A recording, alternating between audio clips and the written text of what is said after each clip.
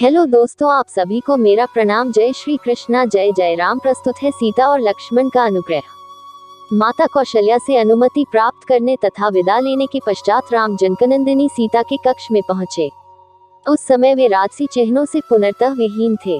उन्हें राजसी चिन्हों से विहीन देखकर सीता ने पूछा, हे आर्यपुत्र, आज आपके राज्याभिषेक का दिन पर भी आप राजसी चिन्हों से विहीन क्यों हैं?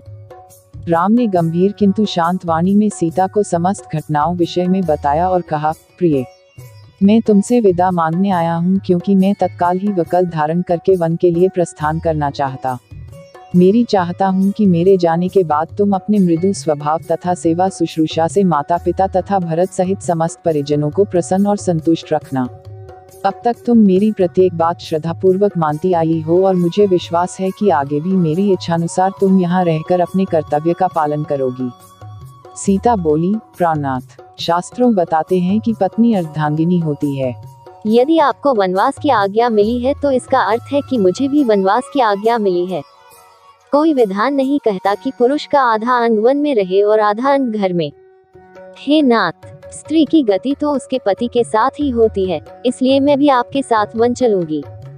आपके साथ रहकर वहां मैं आपके चरणों की सेवा करके अपना कर्तव्य निभाऊंगी। पति की सेवा करके पत्नी को जो अपूर्व सुख प्राप्त होता है वह सुख लोक और परलोक के सभी सुखों से बड़ा होता है। पत्नी के लिए पति ही परमेश्वर होता है।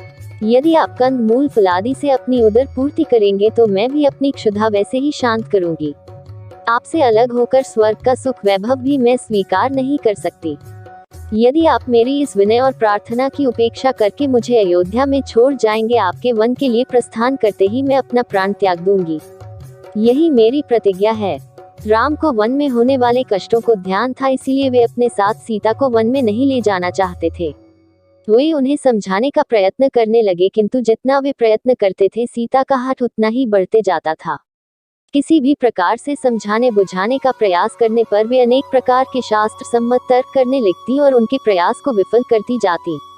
जनकनंदिनी की इस दृढ़ता के समक्ष राम का प्रत्येक प्रयास असफल हो गया और अंत में उन्हें सीता को अपने साथ वन ले जाने की आज्ञा देने के लिए विवश होना पड़ा। सीता की तरह ही लक्ष्मण ने भी राम के साथ वन में जाने के लिए बहुत अनुग्रह किया। राम ने बहुत प्रकार से समझाया, किंतु लक्ष्मण उनके साथ जाने के विचार पर दृढ़ रहे। परिणाम स्वरूप राम को लक्ष्मण की दृढ़ता, स्नेह तथा अनुग्रह के सामने भी झुकना पड़ा और लक्ष्मण को भी साथ जाने की अनुमति देनी ही पड़ी।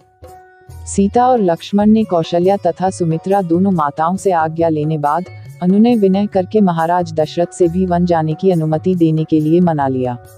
इतना करने के पश्चात लक्ष्मण शीघ्र आचार्य के पास पहुंचे और उनसे समस्त अस्त्र शस्त्रादि लेकर राम के पास उपस्थित हो गए। लक्ष्मण के आने पर राम ने कहा, हे सौमित्र, वन के लिए प्रस्थान करने के पूर्व मैं अपनी संपूर्ण संपत्ति ब्राह्मणों, दास दासियों तथा याचकों में वितरित करना चाहता हूँ, इसलिए तुम गुरु वशिष्ठ के ज्येष्ठ पुत्र को बुला लाओ। धन्यवाद आप सभी का। आपका दिन सुखमय हो। ओम साई राम।